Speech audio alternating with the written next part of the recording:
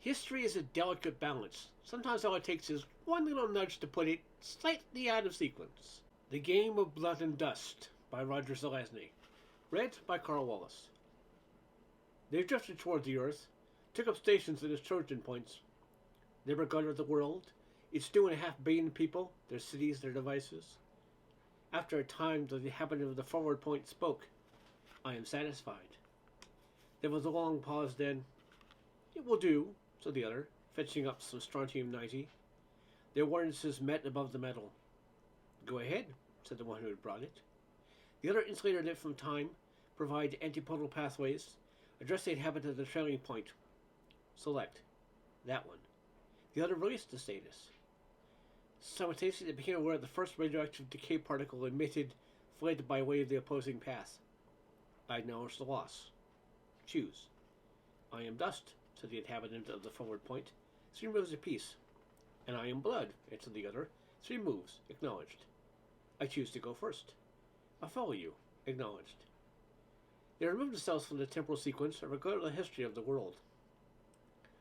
Then dust dropped into the Paleolithic and raised and uncovered mineral deposits across the south of Europe. Move 1 completed. Blood considered for a timeless time, they moved to the 2nd century BC and induced extensive lesions in the carotids of Marcus Porcius Cato, where he stood in the Roman sentence. Move 1 completed. Dust entered the 4th century AD and injected an air bubble into the bloodstream of the sleeping Julius Ambrosius, the Lion of Mithra. Move 2 completed. Blood moved to 8th century Damascus and did the same to Abu Iskafar, an room where he carved curling alphabets from small hard blocks of wood. Move 2 completed. Dust contemplated the play. Subtle move that. Thank you. But not good enough, I feel. Observe.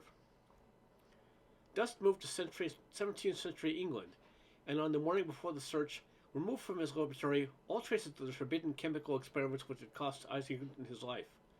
Move 3 completed. Good move, but I think I've got you. Blood dropped to early 19th century England and disposed of Charles Babbage. Move 3 completed. Both rested, studying the positions. Ready, said Blood? Yes.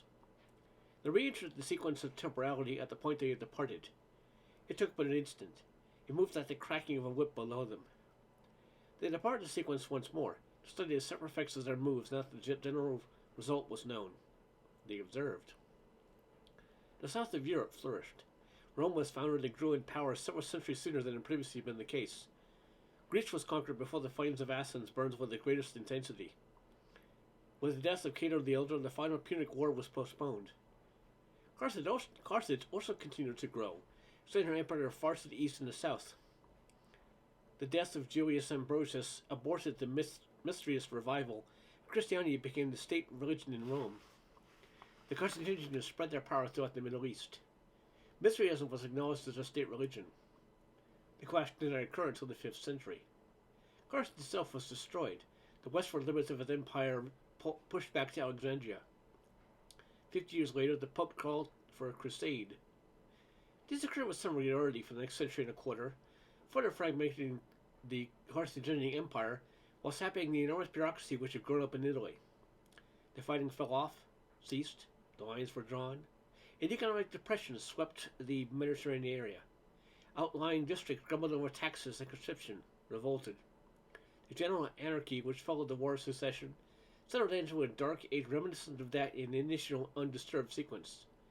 Off in Asia Minor, the printing press was not developed.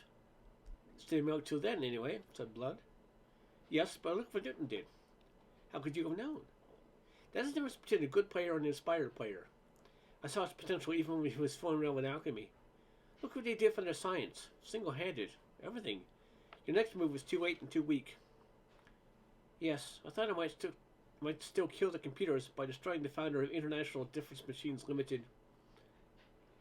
Dust chuckled. That was indeed ironic. Instead of an IDM 120, the Beagle took along a young naturalist named Darwin. Bud glanced along to the end of the sequence where the radioactive dust was scattered across a lifeless globe. It was not the science that did it, or the religion. Of course not, said Dust. It is all a matter of in emphasis. You were lucky. I want a rematch. All right.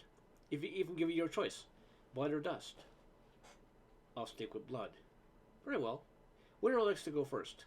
Excuse me. Dust moved to 2nd century Rome and healed the carotid lesions with a produced Cato's cerebral hemorrhage. Move 1 completed. Blood entered Eastern Germany 16th century and induced identical lesions to the Vatican assassin who had slain Martin Luther. Move 1 completed. You are skipping pretty far along. It is all a matter of emphasis. Truer and truer. Very well. You saved Luther. I will save Babbage. Excuse me. An instant later, Dust returned. Move 2 completed. Blood studied the playing area with extreme concentration. Then, all right. Blood entered Chevy's theater on the evening in 1865 when the school lecturer had taken a shot at the President of the United States. Delicately altering the course of the bullet in midair, he reached his target. Move 2 completed. I believe you are bluffing, said Dust. You could have worked out all the ramifications. Wait and see. Dust regarded the area with intense scrutiny. All right then. You killed a president. I'm going to save one. Or at least prolong his life somewhat. I want Woodrow Wilson to see the Combine of Nations founded. Its failure will mean more than if it had never been. And it will fail. Excuse me. Dust entered the 20th century and did some repair work within the long-jawed man. Move 3 completed. Then I, too, shall save one. Blood entered the century at a farther point and ensured the failure of Leon Nozres, the man who assassinated Nikita Khrushchev. Move 3 completed. Ready then? Ready.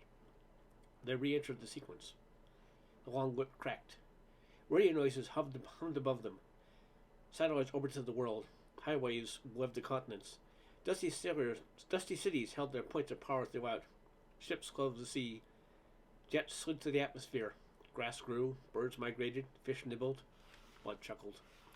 You have to admit it was very close, said Dust. As you were saying, there's a difference between a good player and an inspired player.